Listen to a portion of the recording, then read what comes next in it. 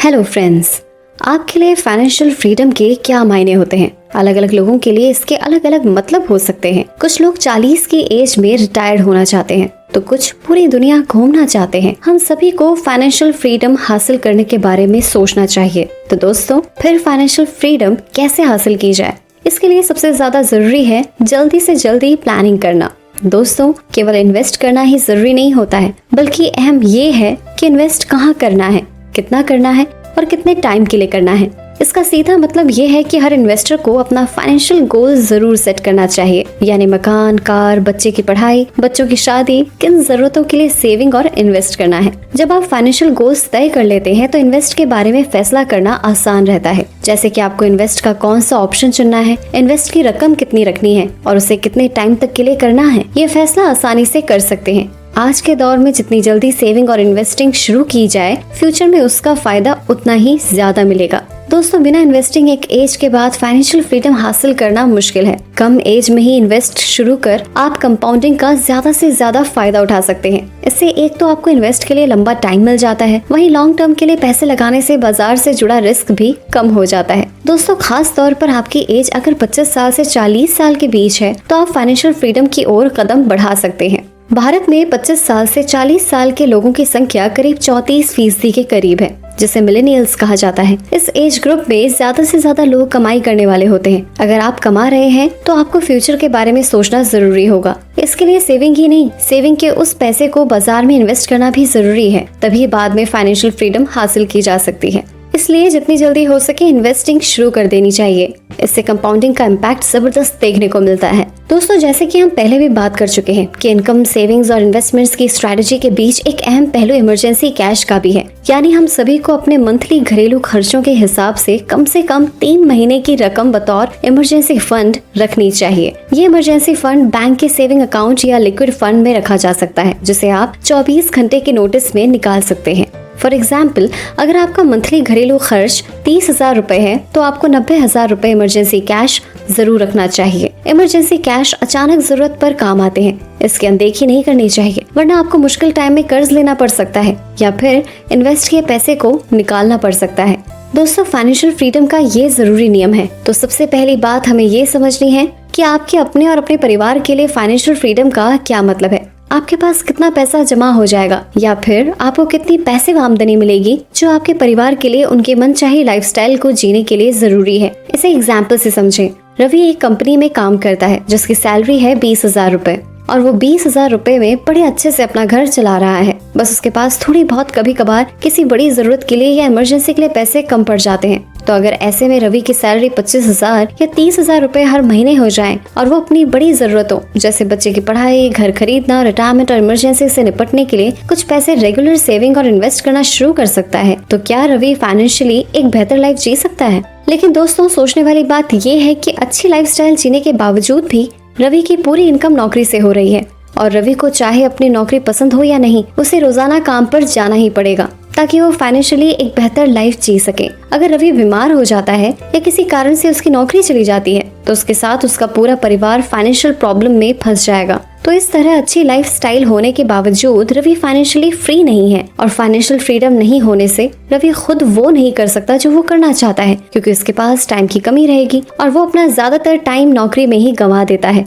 तो दोस्तों, अब ऐसे में सवाल ये है कि रवि फाइनेंशियल फ्रीडम कैसे हासिल कर सकता है? तो इसका जवाब ये होगा, अगर किसी तरह रवि 25 से 30,000 रुपए हर महीने नौकरी से नहीं बल्कि पैसिव इनकम के रूप में हासिल करने लगे तो वो बड़ी आसानी से फाइनेंशियल फ्रीडम की तरफ बढ़ सकता है। तो यहाँ तक एक बात तय हो जाती है कि चाहे आप एक्टिव इनकम से कितने भी पैसे कमा लें, लेकिन आप फाइनेंशियल फ्रीडम हासिल नहीं कर पाएंगे। फाइनेंशियल फ्रीडम आप तभी हासिल कर पाएंगे जब आप अपनी जरूरत के अनुसार पैसिव इनकम कमाने लगे। फाइनेंशियल फ्रीडम का सीधा संबंध पैसिव इनकम से है। आपके पास जितना ज्यादा और जितना मजबूत पैसिव इनकम सोर्स होगा, आप उतना ही ज्यादा फाइनेंशियली फ्री हो सकते हैं। दोस्तों, अगर आप नौकरी या बिजनेस कर रहे हैं तो शेयर मार्केट पैसिव इनकम का बड़ा सोर्स हो सकता है। आप जितनी जल्दी इन्वेस्टिंग स्टार्ट करेंगे उतना ही अच्छा होगा। दोस्तों, शेयर मार्केट ऐसी जगह है जहाँ पर बहुत कम लोग बड़ा पैसा बना पाते हैं। इसका कारण है कि लोग शेयर मार्केट में इन्वेस्ट करने से पहले स्टडी नहीं करते हैं। लोग देखा देखी में इन्वेस्ट करते हैं। आज हम बात कर रहे हैं इन्वेस्टिंग के एक अलग तरीके की जो आपको शेयर मार्केट में डायरेक्ट इन्वेस्टिंग जैसी फ्रीडम भी देता है और साथ ही सेफ्टी भी।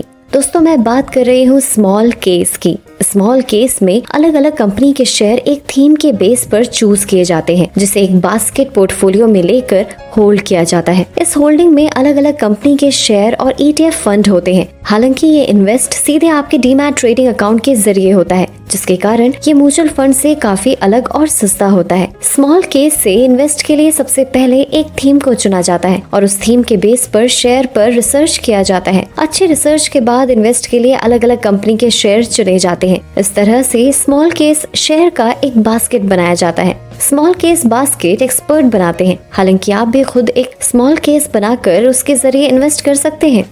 आपके ट्रेडिंग अकाउंट के जरिए आप इन स्मॉल केस शेयर्स को मैनेज कर सकते हैं और खरीद या बेच भी सकते हैं। इसे ऐसे समझें, मान लीजिए कि आपने डिविडेंड देने वाले शेयरों का स्मॉल केस लिया है, तो आपको खुद को कोई रिसर्च नहीं करना है, बस आपको टाइम टाइम पर अच्छा डिविडेंड मिलता रहेगा। स्मॉल केस में कंपनी के शेयर के अलावा आप ETF फंड, गोल्ड और 100 टॉप शेयर्स में इन्वेस्ट कर सकते हैं, जो कि कम जोखिम भरा होता है। स्मॉल केस में इन्वेस्ट के लिए आपके पास डीमैट अकाउंट होना चाहिए। स्मॉल केस का यूज आप देश के सभी बड़े स्टॉक ब्रोकर्स के साथ कर सकते हैं, जैसे ज़ीरोधा, अपस्टॉक्स, एंजल ब्रोकिंग, 5 पैसा एटसेट्रा। और दोस्तों, अगर अभी तक आपके पास डीमैट अकाउंट नहीं है तो डिस्क्रिप्शन में दिए लिंक से आज ही अपना डीमैट अकाउंट ओपन करें। साथ ही डिस्क्रिप्शन में दिए लिंक से स्मॉल केस में लॉग इन करें और अपना टाइम और पैसा दोनों बचाएं। दोस्तों, हमने लास्ट वीडियो में जाना था कि कैसे सिस्टमैटिक इन्वेस्टमेंट प्रोग्राम से हम हमारी फाइनेंशियल फ्रीडम पा सकते हैं, और हमने देखा था कि कैसे घर खरीदना जरूरी है और कौन सी चीजों को ध्यान में रखना पड़ेगा।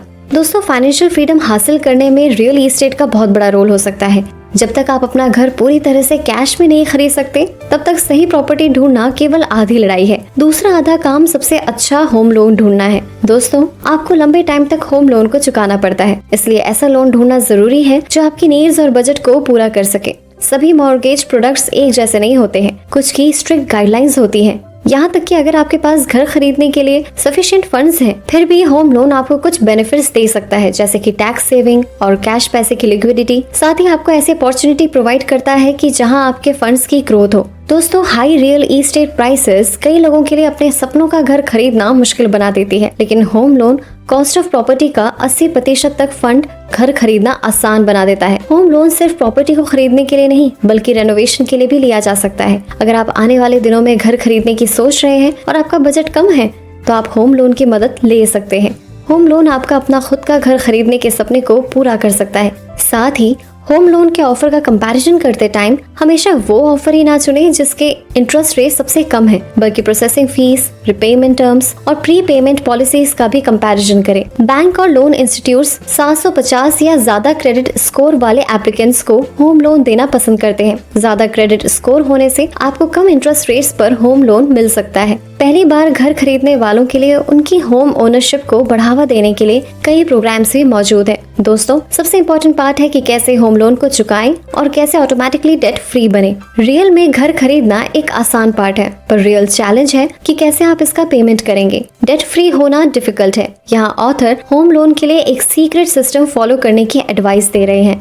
दोस्तों, दी ऑटोमेटिक मिलियनेयर बनने के लिए सीक्रेट है कीपिंग इट सिंपल। तो दोस्तों, उसके लिए आपको पहले घर डिसाइड करना होगा, उसको खरीदना होगा, उसके बाद सीक्रेट सिस्टम को फॉलो करना होगा, जिसमें मंथली पेमेंट नहीं बल्कि बाई वीकली पेमेंट प्लान के अकॉर्डिंग मॉर्गेज को चुकाना होगा और उसको ऑटोमेटिक बनाना होगा। दोस्तों, आप सोच रहे होंगे कि what's a by weekly payment plan? ये कोई भी कर सकता है। आपको इसके लिए कोई स्पेशल मॉर्गेज की जरूरत नहीं है। आपने जैसा भी मॉर्गेज लिया हो, उस पर मंथली पेमेंट ना करके स्प्लिट करें मिड में और आधा आधा पे करें 2 वीक्स में।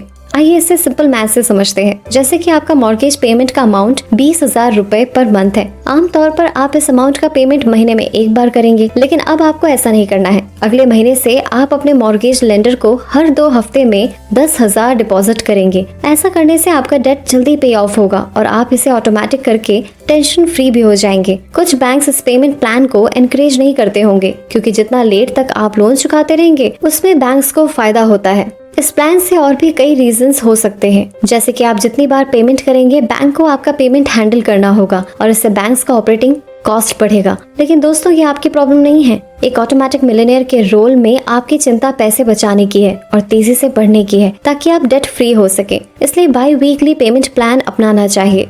दोस्तों, ये आपको अमीर बनने में और जल्दी रिटायर होने में हेल्प कर सकता है। तो बाकी की बातें टू बी कंटिन्यूड। ये बातें मैंने आपको द ऑटोमेटिक मिलियनेयर बुक से बताई है, जो डिटेल में सिखाती है कि हम कैसे अपने पैसे को मैनेज कर सकते हैं, वो भी लाइफ को एंजॉय करके। सो आप ये सारी बातें सीखना चाहते हो तो डिस्क्रिप्शन में जाकर बुक खरीद सकते हो, और अगर आप इसी बुक पर अगला पार्ट देखना चाहते हैं तो मुझे कमेंट करके जरूर बताएं। दोस्तों वीडियो पसंद आए तो लाइक का बटन जरूर दबा दें, और हमसे जुड़ने के लिए एफर्टलेस जीके को इंस्टाग्राम पर फॉलो जरूर करें, और ऐसे ही काम की बातों के लिए चैनल को सब्सक्राइब करें। साथ ही साथ डिस्क्रिप्शन में दिए लिंक से ज़ीरोधा या अपस्टॉक से अपना डीमैट अकाउंट ओपन करना ना भूलें।